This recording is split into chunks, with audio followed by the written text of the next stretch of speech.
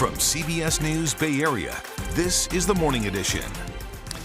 It is going to be a scorcher today. The Bay Area is bracing for another first alert weather day. We'll tell you what you can expect during the continuing Bay Area heat wave. But the heat is not preventing people from gathering at public fairs. We look at what's been going on at the Alameda County Fairgrounds. And police in the South Bay haul in tons of illegal fireworks amid warnings about the heightened fire danger when the weather gets this hot. Well, good morning. It is Saturday, July 1st. I'm Devin Feely. We are anticipating a long, hot holiday weekend across much of the Bay Area. The Tri-Valley is one of the hot spots. The temperature was close to triple digits on Friday at the Lime Ridge Trailhead in Concord. Now, there we found only one adventurous family out hiking in the afternoon. Most folks chose to get their exercise in, the dog walks in early in the morning. Their bodies overheat so quickly, and their paws take on so much heat, especially from like the pavement and just being outside in general. So just limiting their time is definitely crucial, especially when the temps rise above like 90. And if you really want to cool off, Ocean Beach may be your spot. It only hit 56 degrees there yesterday. And the few people that we saw out at the beach, they're actually bundled up. Crown Beach in Alameda is a place where you can soak up some sun, maybe also cool off in the water. Now let's get an update on the heat wave from First Alert meteorologist Paul Hagan. Today is a first alert weather day. The heat wave continues. In fact, it peaks today. All inland parts of the Bay Area under a heat advisory through 11 p.m. on Sunday. The heat is going to be at its worst today. 90s to almost 105 degrees for far inland parts of the East Bay around Antioch and Brentwood.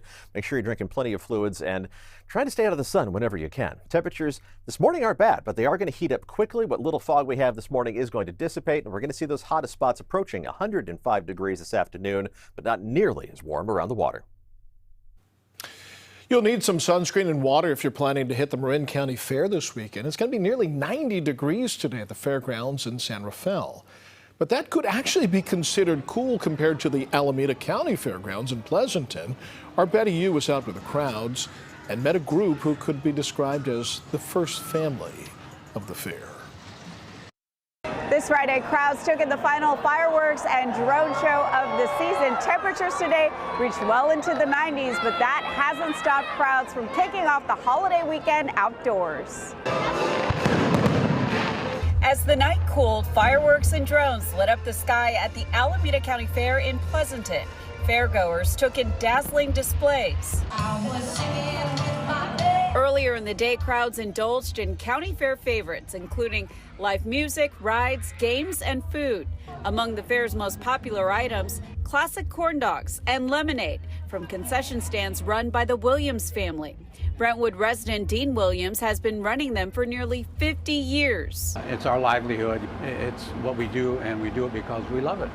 My wife and I met at the fair. Dean began working at this very fair in 1966 when corn dogs were just 25 cents. Today, the classic is $7. He and his wife Lizel own red and white concessions and traveled to 25 fairs in the state throughout the year. The oil is in the fryer, so we're just going to dip it in here. The recipe has never changed. Dean showed me how to make a classic corn dog. Wipe the tail off. It's easier than it looks. Their team expects to crank out 1,600 corn dogs each day this holiday weekend. We got stocked up with everything we need for 3 big days. Saturday, Sunday, Monday, I think it'll be gigantic out here. Dean can rely on a few of their 8 kids to pitch in. 20-year-old Melanie Williams considers the fairgrounds her second home. Her mom was working at the fair just before she went into labor with her. Especially like working since I was, since I could talk in like customer service almost. I feel like I really know how to talk to people. The family said this year crowds have returned to pre-pandemic levels. Even when there's a recession or like pandemic, we always do well at fairs, and I think they really like that nostalgia of just coming back. The Alameda County Fair said it added a few new concessions and performers to this year's lineup. It runs through July 9th. You can come out here and spend a day at this fair and not see it all. Cal Fire crews were out yesterday in the heat, and they have an important message this holiday weekend. Cool it with the fireworks, especially in places where they're not legal. This video comes from CAL FIRE's Twitter account. The agency's arson and bomb unit says that they handle the highest volume of illegal fireworks in the state. And they say the only safe way to get rid of them is to carefully blow them up.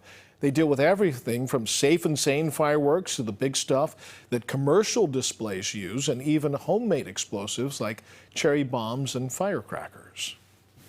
These are probably the most dangerous items that we deal with. They may look like something that is a consumer brand firework, but they are unregulated. So there's no telling how much of explosive force it has, how well it was built, whether it's damaged, whether there are other items in it. They're completely unknown. Now, every year around this time, tens of thousands of pounds of illegal fireworks are seized across California. Nearly 20 tons of fireworks have turned up in San Jose. That's after police followed a trail of evidence from an explosive fire at a local storage facility. Wilson Walker reports it's the biggest bust of its kind in the city's history. The cause of the actual fire is still unknown, but we believe that the fireworks were a contributing factor to why the fire was so outrageous. It was an outrageous fire on June 14th, and you can see why. The flames erupting from the public storage facility were fueled by a stash of illegal fireworks, and as soon as the flames died back, investigators started looking closer. First, they went through more storage units, and they say they just kept finding more and more fireworks. The grand total, nearly 20 tons worth of product they say came from out of state or overseas. The culmination of all those search warrants yielded approximately 38,000 pounds of illegal fireworks. The estimated street value of all of that, about $2 million, but from there, police kept going. They connected 2 suspects to the fireworks and then searched their homes. Over 13 ounces of methamphetamine, over 200 grams of cocaine, approximately $4,800 in cash, as well as 1 semi-automatic firearm. Police say the investigation is ongoing. There could be more arrests, more charges, but they also add that total of fireworks seized, 38,000 pounds, may well be enough to put a lid on some of the fireworks-related problems coming up over this weekend and the holiday. Fireworks warnings are posted everywhere at San Francisco's Ocean Beach. It's a popular 4th of July gathering spot. And despite the cool conditions on the coast and the proximity to the water, shooting off fireworks at the beach is still illegal.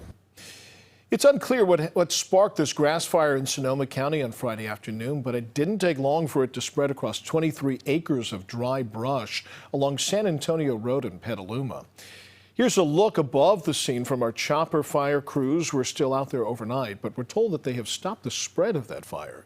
Now, at one point, we saw a line of firefighters protecting a home that was being threatened, but there is no word on any actual damage. Stay with us through the weekend as we track the fire danger and the first alert heat. You can find a list of Bay Area cooling centers on our website at KPIX.com. We're also streaming on the CBS News app. In other news, the Supreme Court's conservative majority has dealt the Biden administration a big setback. The justices ruled 6-3 that the president overstepped his authority with his plan to cancel or reduce some $400 billion in student loan debt. The majority said that it would take an act of Congress to actually accomplish that, but the president said he is not giving up on that idea. Today's decision has closed one path. Now we're going to pursue another. I'm never going to stop fighting for you. We'll use every tool at our disposal to get you the student debt relief you need and reach your dreams. The High Court also handed down a defeat for gay rights. This was another 6-3 vote by the court's conservative majority. They ruled that a Christian web designer in Colorado can refuse to make wedding websites for same-sex couples. It sets precedent moving forward that it is okay to discriminate against LGBTQ people in America. Nobody should be forced to create a message that goes against the core of who they are and what they believe. Justice Neil Gorsuch wrote for the majority, saying the First Amendment envisions the United States as a rich and complex place where all persons are free to think and speak as they wish, not as the government demands. Now, in her dissent, Justice Sonia Sotomayor wrote, for the first time in its history, the court grants a business open to the public a constitutional right to refuse to serve members of a protected class. Some legal experts and advocates say this decision could open up the door to discrimination and marginalize groups who may feel that they are being treated as second-class citizens.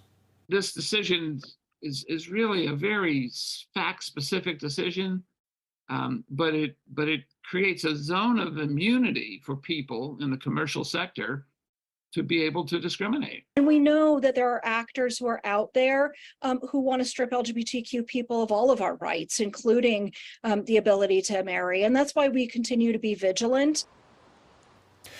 The Human Rights Campaign says it's tracking more than 500 bills it considers hostile to the LGBTQ community across 41 states.